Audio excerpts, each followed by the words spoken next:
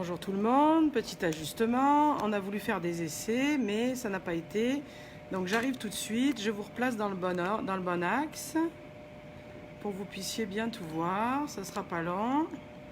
Il fallait bien qu'en quelques semaines de live ça finisse par nous arriver, donc mettons que je pense que si je vous mets comme ça devrait être pas pire. Bon. Bonjour, bonjour, bonjour. Bon, c'est un peu de biais là, mais tant pis. Pour aujourd'hui, ce sera comme ça. Est-ce que vous allez bien? Est-ce que vous m'entendez bien? Est-ce que tout est correct? Bonjour Suzanne, bonjour Nicole, Nathalie, Hélène, Priscilla. Salut tout le monde. Alors, aujourd'hui, bon, je me sens toute de travers, mais tant pis. Nous revoici de retour dans la boutique Thermomix Québec pour vous présenter des capsules vidéo pour optimiser au maximum votre Thermomix et vous faire prendre conscience qu'avec un Thermomix, tout est plus facile, tout est plus simple et que finalement c'est un tellement bon investissement qui nous rapporte de l'argent. Donc tout au long du confinement, le Thermomix nous a permis de nous adapter à la situation, de transformer avec ce qu'on avait, de faire tout un tas de recettes, ceci, cela. Actuellement, on est tous plus ou moins tranquillement en mode déconfinement. Donc, on a décidé cette semaine de vous proposer des recettes de rentrée scolaire, des recettes pour reprendre la routine et vous remettre en route. Donc, hier, on a préparé des barres de granola. Je ne sais pas si certains d'entre vous ont essayé et ont apprécié cette recette. Puis, nous avons également fait des muffins épinards feta. Ça, il me semble que certaines l'ont déjà fait. J'ai vu des recettes passer un peu partout. Ok, aujourd'hui au programme des galettes à l'avoine. Les galettes à l'avoine, on en a déjà parlé lors des précédents lives que l'avoine ici au Québec est quand même très utilisée dans beaucoup de recettes. Puis il y a des recettes traditionnelles, des recettes de grand-mère. Vous vous rappelez, on avait fait les galettes à la mélasse à un moment donné. Il y a des recettes de galettes à l'avoine, de biscuits, de gros cookies, de gros biscuits à l'avoine qui sont très populaires et notamment ici, dans les écoles, et particulièrement les secondaires ou les polyvalentes, comme on appelle, il y a des sortes de cafétérias où on vend des gros biscuits à l'avoine. Puis ceux-ci vont vraiment ressembler, en meilleur bien entendu, à ce qu'on peut trouver dans ce genre de secondaire ou d'école. Donc aujourd'hui, tout simplement, des galettes à l'avoine et très rapidement avec notre Thermomix. Bien entendu, vous le savez, je vous le dis à chaque fois. Aujourd'hui, c'est la galette à l'avoine, mais en réalité, c'est surtout vous montrer qu'avec un Thermomix, n'importe quelle recette de biscuits ou de galettes ou de cookies se fait tout à fait très facilement et très rapidement. 150 millions de tonnes de vaisselle ou 150 millions d'étapes. Alors, dans la recette, initialement, on met au départ le sucre, le beurre et l'œuf et la cassonade à travailler ensemble. Ici, je vais faire une étape supplémentaire parce que ça peut vous arriver à la maison, donc comme ça vous fera une astuce. J'ai prépesé mes ingrédients hier et ma cassonade a figé cristallisé. Donc, vous voyez, j'ai dû gratter avec une cuillère pour la défaire, mais ça fait comme du sucre en morceaux. Donc, au lieu de tout mettre mes étapes directes et d'éventuellement avoir des grumeaux, des paquets de cassonade, eh bien, je vais commencer par mettre la cassonade et venir... Qu'est-ce que je vais venir faire? Pulvériser tout simplement, comme on a vu le sucre vanillé la semaine dernière. Pulvériser quelques secondes en vitesse 10 pour...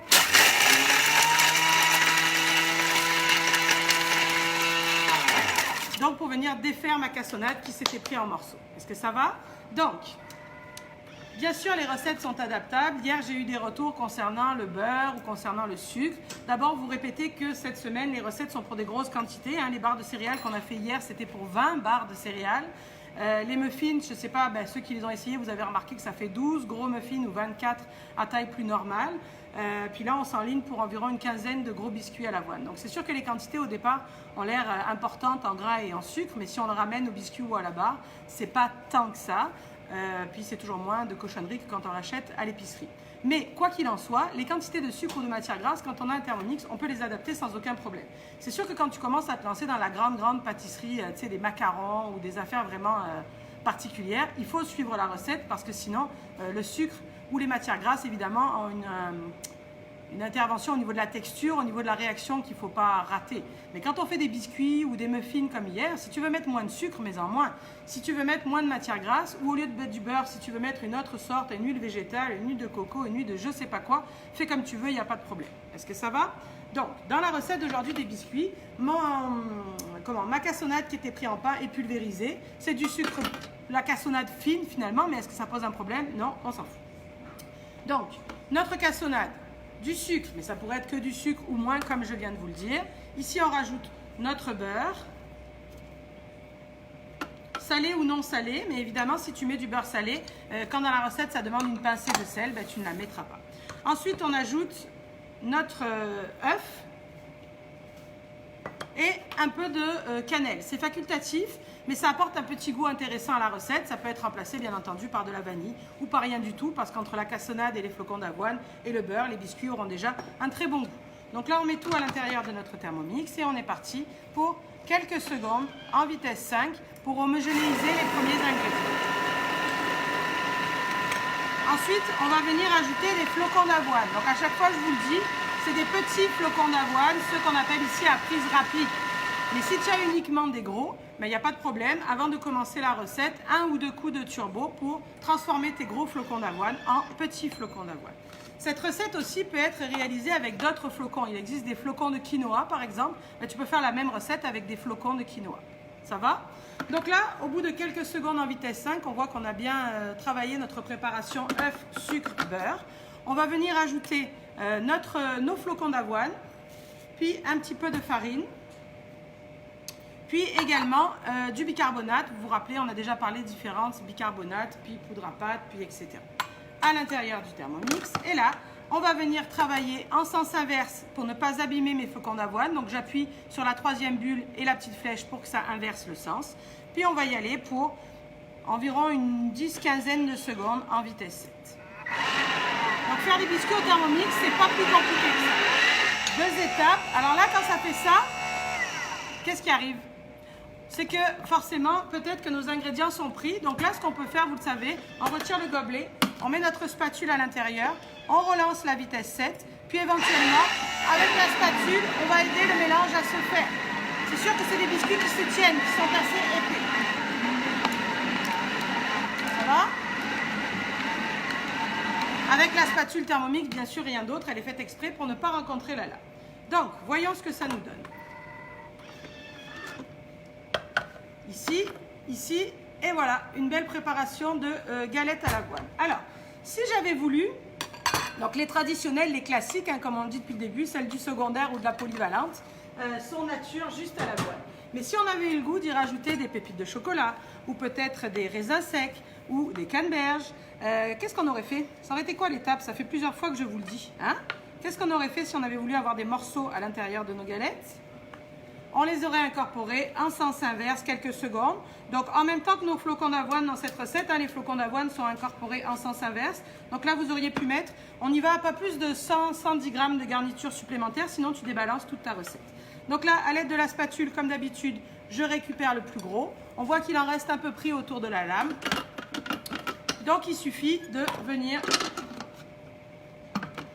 Qu'est-ce qu'on fait déjà? Vous vous en rappelez, on l'a dit quelques fois, on glisse notre écran, on se rend sur le turbo. Quelques secondes, c'est la vitesse 10 à l'impulsion, de sorte que ce qui est pris dans la lame est projeté sur les parois et j'ai plus qu'à venir récupérer avec ma spatule. Est-ce que ça va? Pendant que je fais tout ça, je vois les messages passer aujourd'hui. Hier, j'étais stressée parce que je ne les voyais pas du tout. Je pensais que vous étiez même pas là. Donc là, on a dégagé nos lames. On vient avec la spatule récupérer. On se rappelle que le bol, on le sort par ici.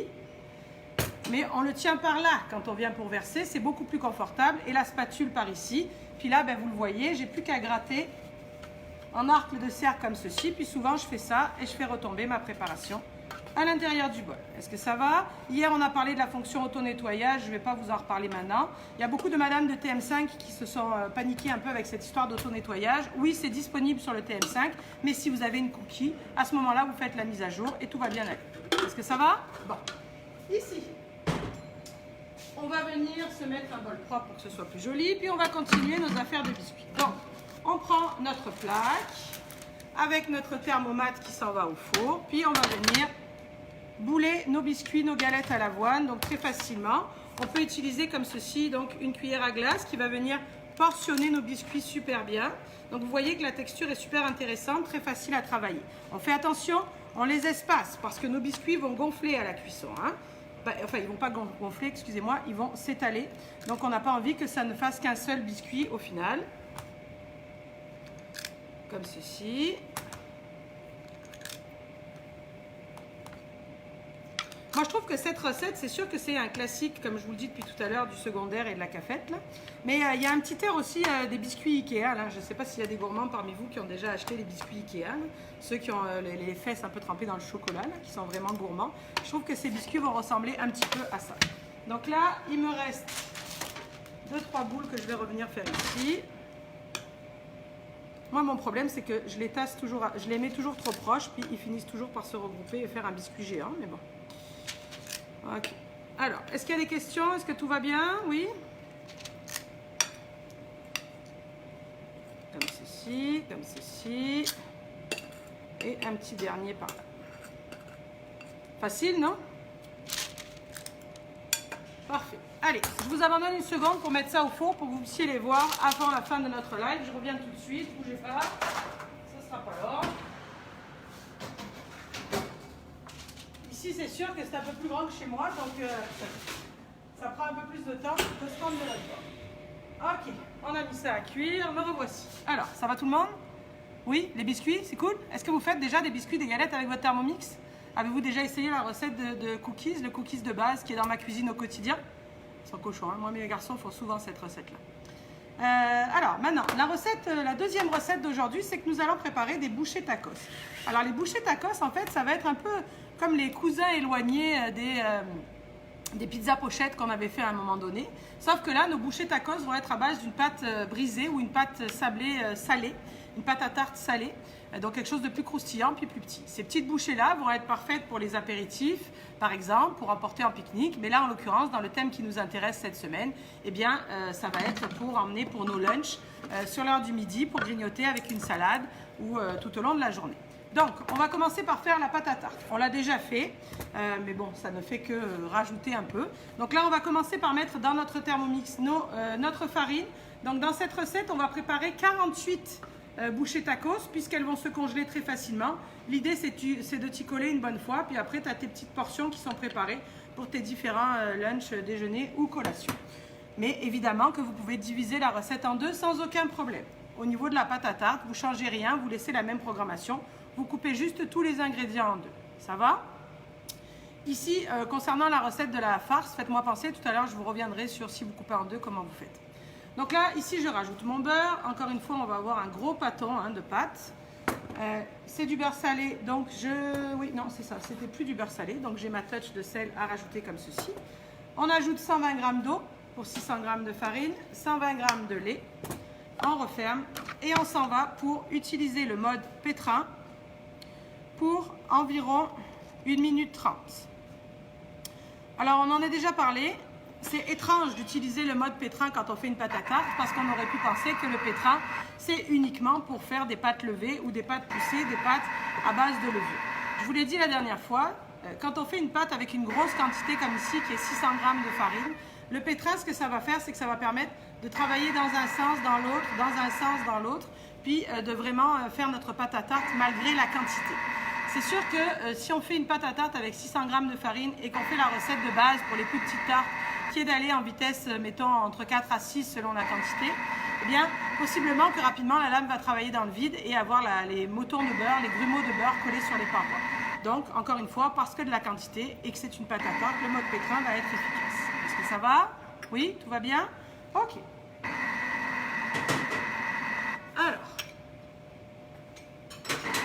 concernant nos bouchées tacos, pourquoi ça s'appelle tacos? Parce qu'il va y avoir un air un peu mexicain là-dedans, une farce un peu style chili. C'est-à-dire qu'on va mettre à l'intérieur de notre farce, vous allez reconnaître tout de suite les ingrédients aux airs mexicains. On a du poivron, on a de l'oignon, de l'ail, on a de l'assaisonnement chili mexicain, des flocons de piment pour épicer tout ça, du maïs, de la viande hachée de bœuf, puis un peu de ketchup. Alors le ketchup, c'est notre ketchup fait maison, hein, vous vous rappelez. On a déjà fait la recette ensemble il y a quelques semaines. Donc vous retrouvez la recette du ketchup ainsi que toutes les recettes qu'on réalise pendant les lives sur nobelmix.ca. Mais je suis sûre que Audrey va pouvoir vous coller le lien pour le retrouver plus facilement. Faire du ketchup au Thermomix, je pense que la recette c'était 8 ou 9 minutes. C'est rien du tout, c'est enfantin. Est-ce que ça va? Donc là, on ouvre notre bol. Puis on constate que ça a l'air d'être des grumeaux comme ça. C'est normal, c'est pas grave, c'est ça qu'il faut. Ne cherchez pas à avoir une pâte à tarte complètement lisse, d'accord? Donc là, ce que je vais faire, c'est que je vais juste venir retourner mon bol sur mon thermomètre pour venir façonner, rassembler ma pâte. Donc vous voyez, ça a l'air bizarre comme ceci. Mais tout est correct. Vous voyez là, tous mes tas sur la table, là, c'est ça qu'il faut. Donc là, on rassemble notre pâte. comme ceci, le plus possible. Puis, on va faire une grosse... Alors là, je vous l'ai déjà dit, là, il y a des affaires, tu vois, je sais que là, mais attends, je vais vous le remontrer mieux. C'est sûr que je ne sais pas ce qui arrive là, elle est moins belle que d'habitude, hein, comme quoi des fois, hein, ça fait pas, c'est pareil par chez vous.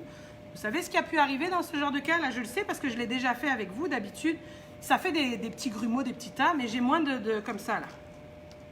Qu'est-ce que ça peut faire? Ben, ça peut faire que j'ai eu par rapport à ma balance, vous savez que la balance du Thermomix, c'est les pieds du Thermomix.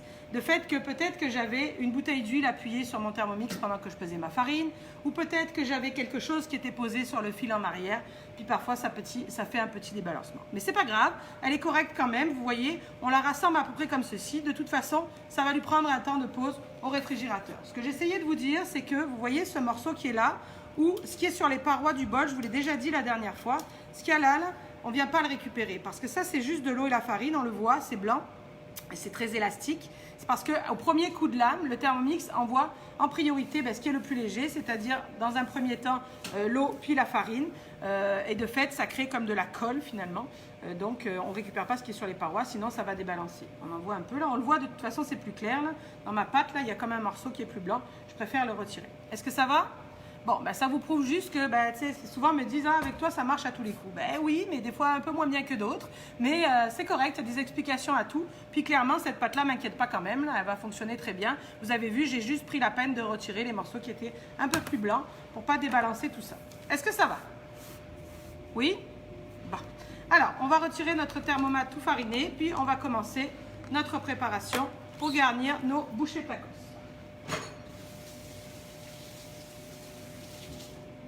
Donc, dans notre recette de bouchées tacos, il y a également, il y a également du fromage. Donc, ce qu'on va faire, c'est qu'on va commencer par mettre à l'intérieur de notre bol notre fromage que l'on va râper.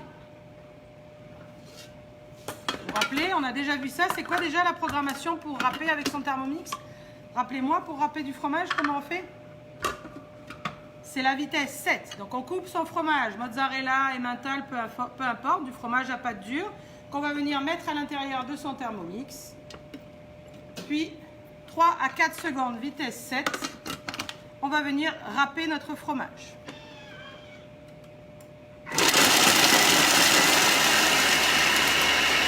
On le réserve. Ce qui est important en fait, c'est qu'il faut bien penser à le faire en premier avant de commencer ta recette quand ton bol est sec, froid et propre. Même si ça intervient à la fin de la recette. Donc là, en quelques secondes, du fromage râpé, vous savez ça, vous avez déjà vu ça plusieurs fois, comme ceci, qu'on va venir débarrasser pour la fin. Le parmesan, on l'a dit, est-ce que le parmesan, on le râpe à la même vitesse que le fromage?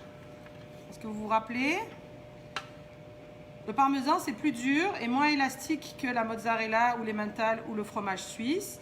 Donc, en général, on utilise la vitesse 9 pour râper du parmesan. Vous êtes d'accord? Rappelez? Bon. Ok, donc là, on peut garder le même bol, même s'il y a un peu de fromage dedans, pour commencer notre étape de farce. Donc là, on va mettre à l'intérieur du Thermomix notre oignon, notre poivron, vous vous rappelez, toujours des gros morceaux, parce que si tu mets des trop petits, finalement, ça fait tout du pré-mâché, puis tu n'es pas content. On referme comme ceci. Est-ce que je vous ai répondu pour le parmesan? Finalement, vitesse 9, 3-4 secondes, vitesse 9 pour le parmesan. Donc là, on a mis notre oignon, notre poivron et notre gousse d'ail à l'intérieur du bol. On va y aller en vitesse 5 comme d'habitude. Quelques secondes. Parfait. Ensuite, c'est le temps de venir faire rissoler notre préparation.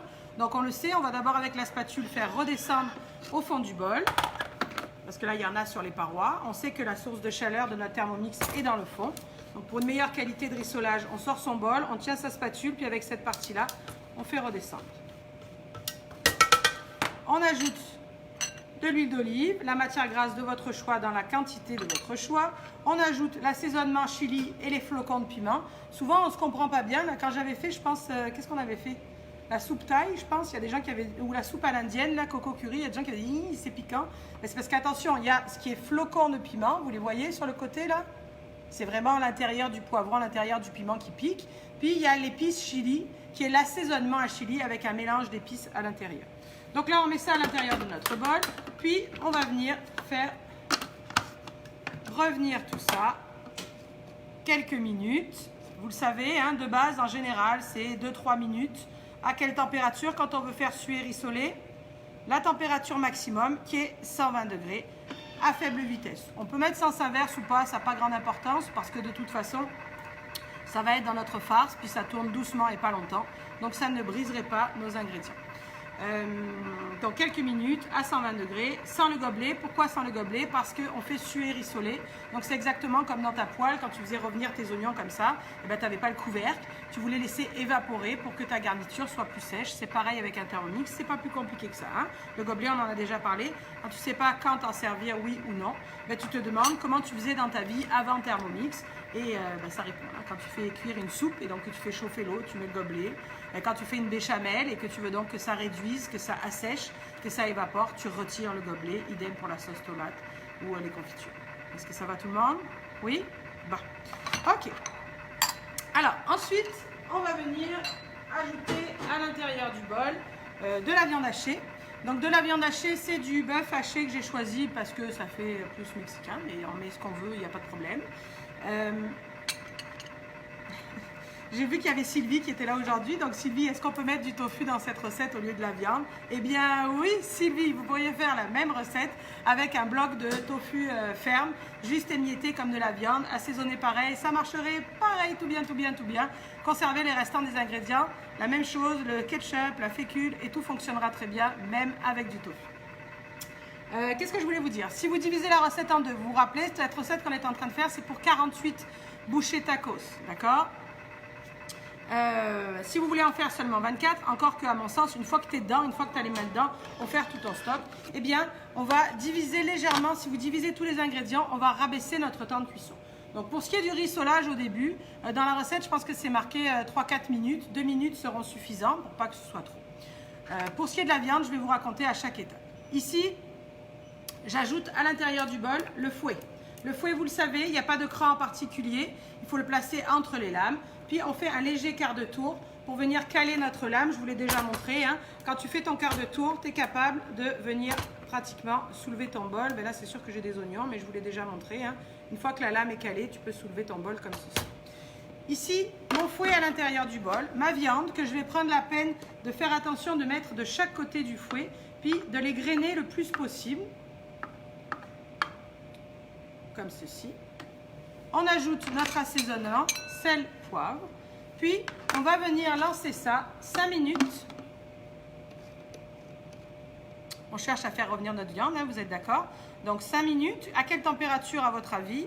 Évidemment, 120 degrés, la température maximum. Évidemment que cette fois-ci, je vais mettre en sens inverse, oui.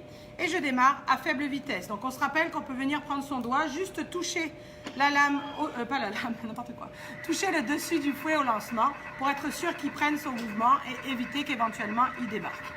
Ça commence à sentir bon dans le four. Je m'en vais voir une seconde et je reviens pour vous reparler du fouet.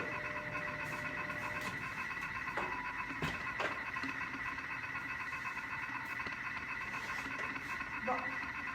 Le four d'ici est beaucoup plus efficace que le four de chez moi lors des tests. Donc ils ont un peu bronzé. Normalement, ils ne sont pas aussi bronzés que ça. Normalement, c'est 15 minutes environ à 375-400 degrés Fahrenheit. Mais enfin, vous voyez qu'on a des belles galettes. Ce qui est important, c'est qu'au sortir du four, je regarde, on ne peut pas les toucher. Elles sont trop souples. Je vais me brûler là, mais vous voyez, si j'appuie là, c'est mou. C'est normal. Ne paniquez pas. Ne croyez pas que vous avez raté la recette. Il faut les laisser refroidir. En refroidissant, l'avoine va continuer de gonfler et de faire que la galette à l'avoine va prendre et va figer. Ok, alors, revenons à nos affaires. Ici, on fait revenir notre viande pour nos bouchées tacos.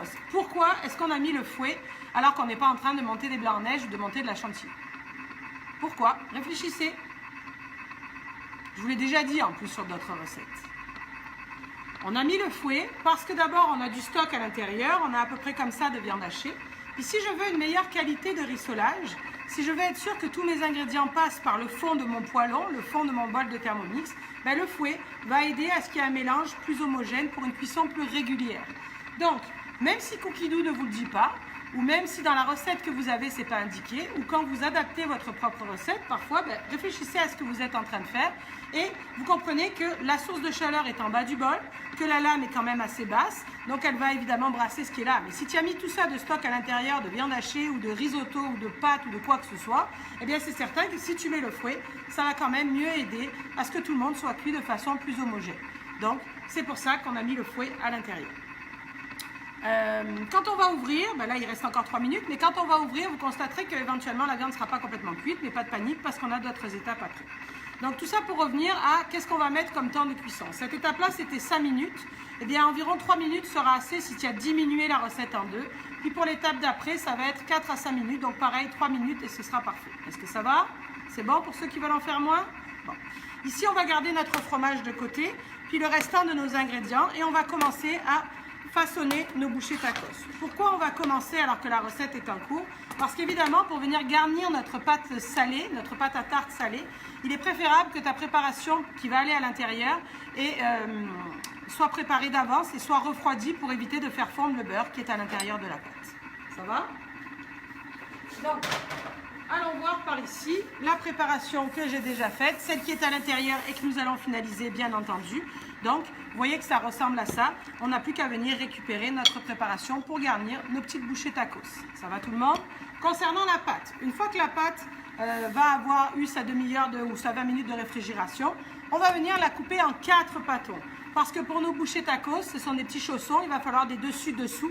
Donc, on va avoir 4 surfaces pour pouvoir faire 2 séries de 24.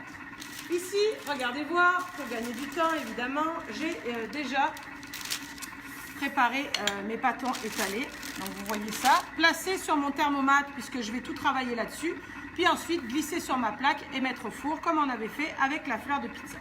Alors, pour venir faire nos bouchées tacos, que je peux vous montrer déjà, ça va vous faire comprendre où est-ce qu'on s'en va. Voici ce qu'on est en train de préparer, ce genre de petites bouchées, vous voyez là. Ici, nos petites bouchées tacos comme ceci, vous voyez à l'intérieur la farce. D'accord? Donc, pour faire nos petits carrés, nos petites bouchées, eh bien, on peut utiliser par exemple ce découpoir. Vous vous rappelez, on en avait utilisé un en lanière pour faire les gressini, les graissins olives, je pense, ou je ne sais plus à quoi on en avait fait.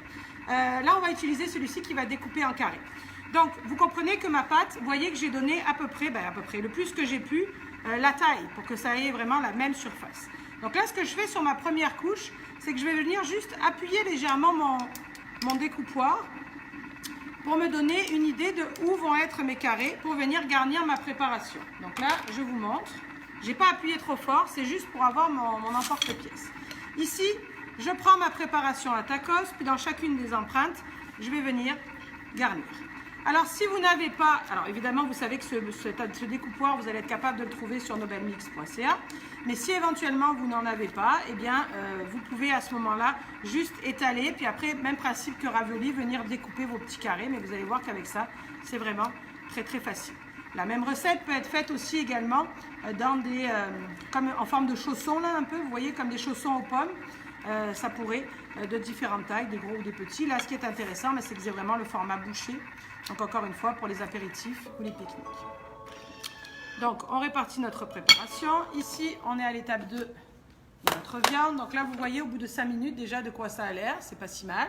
Donc là, ce que je vais faire, c'est que je vais prendre la peine de défaire un peu ma viande qui, éventuellement, est empaquée comme ceci.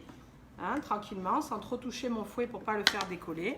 Je replace, puis on rajoute le restant de nos ingrédients. C'est-à-dire la fécule de maïs ou maïzena pour venir éventuellement, vous comprenez, absorber le liquide pour avoir une préparation bien dense comme on a ici. Je vais verser ça comme ceci, pas besoin de la diluer. Je rajoute ensuite le ketchup.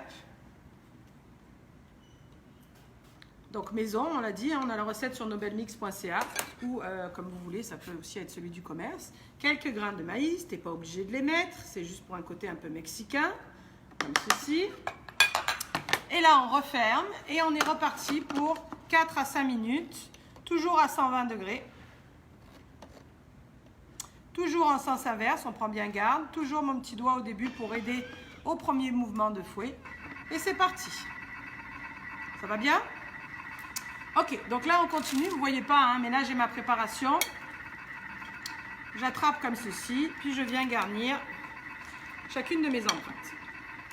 Donc aujourd'hui c'est des bouchées tacos, mais vous comprenez qu'à l'intérieur, vous pourriez mettre n'importe quoi. D'abord tu peux faire exactement la même recette, les mêmes étapes, mais au lieu de lui donner un air mexicain, tu peux lui donner un air italien. De quelle façon? Tu comprends que ton assaisonnement, il y aura peut-être plus d'ail, il y aura du basilic, il y aura peut-être des herbes de Provence, au lieu d'avoir l'assaisonnement à la mexicaine.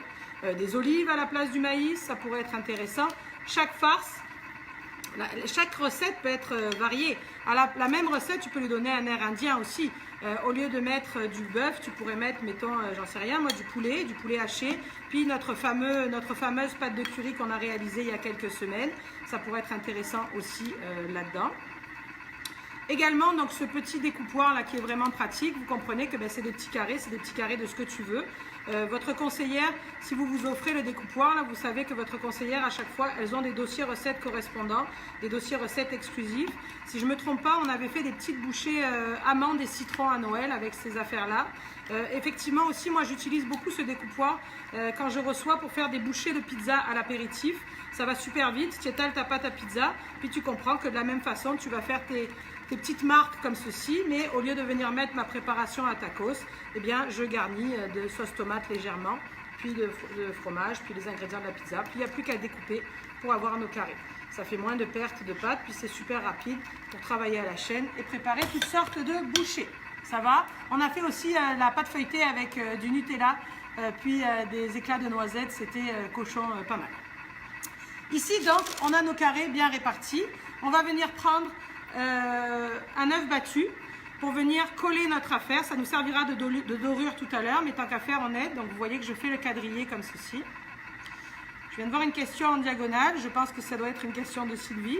Est-ce que pour le tofu, c'est le même temps de cuisson? Oui, Sylvie. En fait, dans les faits, clairement, le tofu, on s'en fout. Il n'aurait même pas besoin de cuire. Il pourrait être juste réchauffé. Mais pour être sûr que la recette fonctionne au complet concernant la réduction de la sauce puis le reste, laissez le même temps de cuisson indiqué que si c'était du bœuf. On y va. Donc là, vous comprenez que mon deuxième, je vais venir avec beaucoup de délicatesse et d'amour le placer par-dessus comme ceci. Ensuite, on va venir prendre notre découpoir, puis on va venir le placer le plus possible là où on a évidemment mis notre garniture et notre farce, comme ceci. Puis là, il ne suffit plus que de venir... Alors, vous voyez que ma pâte a l'air un peu sèche là, c'est sûr que vous comprenez que je l'ai étalée en arrivant, puis qu'au début du live, elle attend. Là, il y a un truc intéressant, j'ai oublié un casier, vous l'avez vu?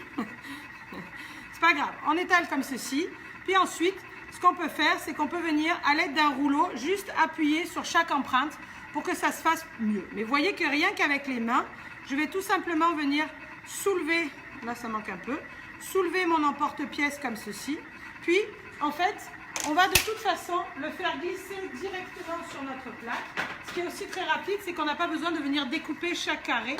On attrape notre affaire comme ceci, on glisse sur la plaque, on va venir dorer, puis enfourner directement. Et une fois que ce sera cuit, eh bien, on n'aura plus qu'à venir, vous comprenez, on n'aura plus qu'à venir, clac, clac, clac, découper chacune de nos bouchées tacos. Ça va? Oui? Alors, ici, ça touche à sa fin. Vous allez pouvoir voir de quoi a l'air notre préparation quand elle sort du bol. Puis surtout, qu'est-ce qui nous manque à venir incorporer à cette étape-là? Le fromage râpé qu'on a râpé à l'étape 1 avant de commencer la recette. Qu'est-ce qui va faire notre fromage? Il va servir de liant. Il va rendre notre farce beaucoup plus moelleuse quand on va croquer dans nos bouchées tacos. Et il va finir d'absorber l'éventuel jus. Donc, quand ça termine, donc là, vous voyez à l'intérieur, on a notre fouet. On va venir le dégager.